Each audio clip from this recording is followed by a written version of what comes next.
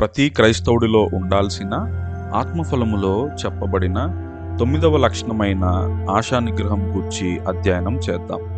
Greek భాషలో ఆశా నిగ్రహంకు ఎక్రాటేయా అనే పదాన్ని ఉపయోగించారు. ఈ పదాన్ని అర్థం చేసుకోవడానికి ఒక ఉదాహరణను చూద్దాం. మత్తయి సువార్త 4వ అధ్యాయంలో యేసుప్రభువు సాతాను ద్వారా శోధించబడినప్పుడు ఎక్కడా పడిపోకుండా వాక్యము ద్వారా శోధనను జయించారు.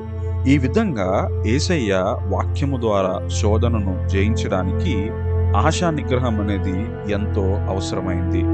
ఈ ఉదాహరణ ద్వారా ఆశా నిగ్రహం యొక్క అర్థం ఏమిటంటే, లోకాశలకు లొంగిపోకుండా మనలను మనము నియంత్రించుకోవడం.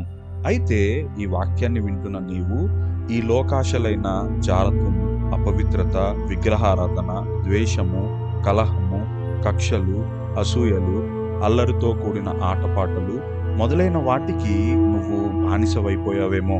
ఈ వాక్యము ద్వారా నీ జీవితాన్ని పరీక్షించుకొని లోకాశలను జయించి ఆశా నిగ్రహము కలిగి జీవించాలని ఆశిస్తూ ముగిస్తున్నాను.